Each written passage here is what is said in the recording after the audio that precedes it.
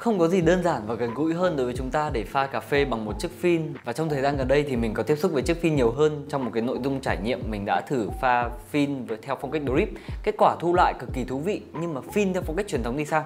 Ý mình đang nói đến một ly cà phê phin đậm, ngọt ngào và mềm mại, nhưng mà song song với đó là hạn chế được những hương vị khó chịu như là đắng và chát. Một ly cà phê hoàn hảo cho những ai yêu thích hương vị pha phin truyền thống, hay là một cái nguyên liệu tuyệt vời cho những món cà phê sữa chẳng hạn. Và thế là ý tưởng tìm một người yêu, hiểu và gắn bó rất nhiều với chiếc phin đã được hình thành. Và không dông dài nữa, người mình đang nhắc đến là Lan Em, một bạn nữ đã dành rất nhiều thời gian để gắn bó với chiếc phin cùng với cả những cái hạt Robusta Việt Nam, đem đến cho những khách hàng của mình những ly cà phê phin ngon nhất và đặc sắc nhất. Và giờ thì mình sẽ nhường chỗ cho Lan Em.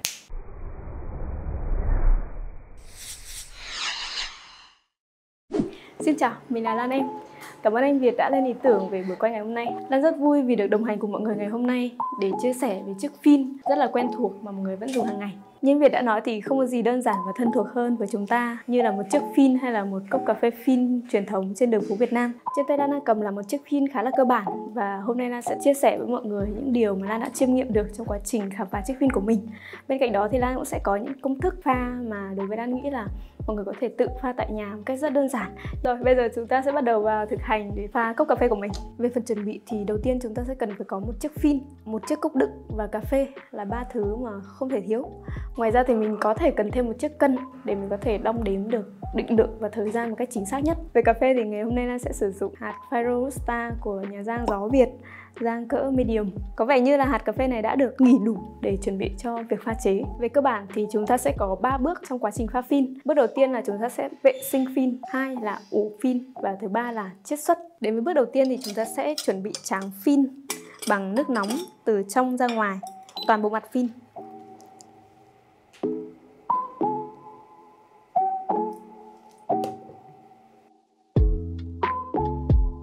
Cho cà phê vào phin và dàn đều bột cà phê trong phin.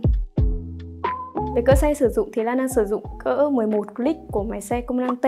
Với cỡ này thì mọi người có thể so sánh nó ngang ngang với cả hạt đường cát mà mình sử dụng tại nhà. Với cái phương pháp pha này thì Lan sẽ không sử dụng nén. Đến với bước 2 thì đầu tiên Lan sẽ ủ một ít nước khoảng từ 5 đến 10 ml ở dưới nắp phin.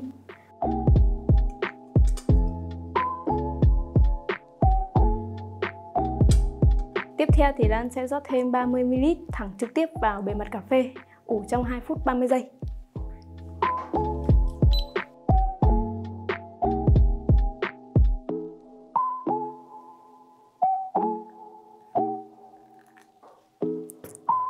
Sau khi rót nước xong thì chúng ta sẽ thực hiện thao tác xoay tròn phin để tất cả bột cà phê đều có thể ngấm được nước. Với cái thao tác này thì chúng ta có thể hạn chế được hai vấn đề. Thứ nhất là cà phê có thể bị tắc, thứ hai là có thể là chảy quá nhanh. Bản chất của pha phin là ngâm ủ và chiết xuất, nên ở bước ủ chúng ta sẽ tập trung vào việc ủ làm sao để cho đủ và hiệu quả nhất, đảm bảo tất cả các bột cà phê ở trong bánh cà phê đều được ủ đều và đủ nhất. Ok, sau 2 phút 30 giây thì chúng ta sẽ đổ ngược lại phần nước ở dưới nắp phin lên bề mặt phin và tiếp tục rót 45 ml nước để bắt đầu chiết xuất.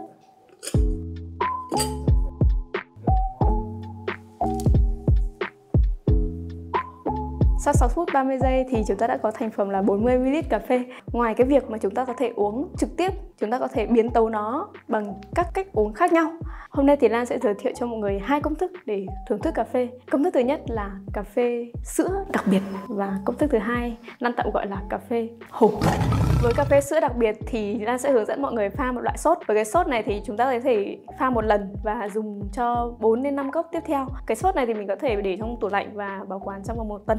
Thì nguyên liệu để làm cái sốt này thì chúng ta sẽ có kem Rick, sữa đặc và sữa chua. Bây giờ thì Lan sẽ bắt đầu làm sốt. Công thức thì chúng ta sẽ cho 40 ml kem Rick, một hộp sữa chua. Sữa chua này thì lưu ý chúng ta sẽ sử dụng sữa chua không đường nhé.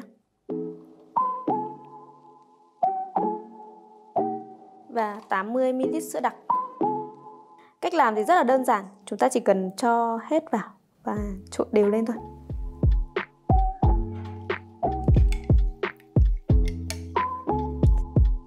Sau khi trộn đều sốt thì Lan sẽ tiến hành pha sốt với cả cà phê. Tỷ lệ thì Lan sẽ sử dụng tỷ lệ 1:1. Ở đây thì Lan có 40 ml cà phê cho nên là Lan sẽ dùng 40 ml sốt. Chúng ta trộn đều với nhau.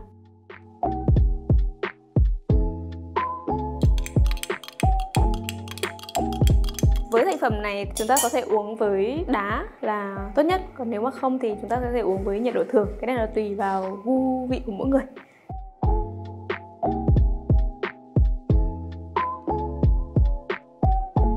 Cuối cùng với công thức cà phê hổ thì chúng ta sẽ có nguyên liệu là 10ml cà phê và tada, một lon Tiger bạc. Đấy là lý do tại sao mà Lan gọi là cà phê hổ. Ok, đầu tiên thì chúng ta sẽ cho cà phê vào trước và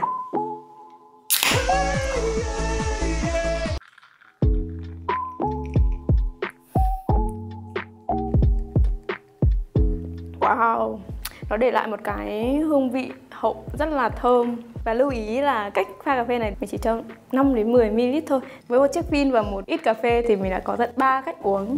Và bây giờ mình sẽ mời anh Việt vào để cùng tới bước với mình.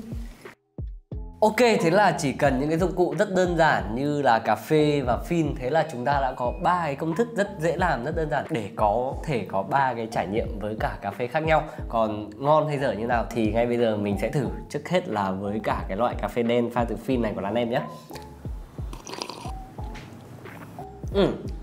Đầu tiên khi mà uống cái này thì mình thấy nó vẫn giữ được những cái tiêu chuẩn của ly đen truyền thống khi mà nó có cái mouthfeel rất là đầm trong miệng ấy, body rất tốt. Uống vào nó sẽ rất là mịn như nhung và nó có cái độ chua nhẹ rất là cân bằng. Sau đấy thì cái vị ngọt nó rất là ok. Không có vị đắng hay là không có những cái vị chát khó chịu đâu. Mình nghĩ là với cả một người yêu thích hương vị ở cà phê, uống cái ly cà phê này nó vẫn có cái cảm giác rất là truyền thống nhưng mà nó rất là dễ chịu. Nó không bị khó chịu hẳn như những cái ly đen truyền thống mà trước đây chúng ta hay uống. Tiếp theo thì mình sẽ thử món nào trước nhỉ? Món cà phê bia trước đi. Món này gọi là cà phê hổ ấy đúng không Lan Em? Đúng rồi. Ok. Có thấy quần quận như hổ không anh?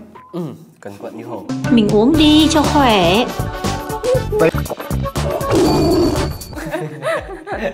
Đấy, thực tế là cái món cà phê bia này khi mà uống nhá, chúng ta vẫn uống đầu tiên có cảm giác như bia thôi, nhưng mà để lại cái hậu vị nó sẽ có cái mùi thơm thoang thoảng rất là nhẹ của cà phê, thì nó là một cái thức uống mình nghĩ là nó khiến cho cảm giác cái vị cồn cào của bia nó sẽ được hạ đi phần nào đấy, rất là chill, rất là dễ chịu.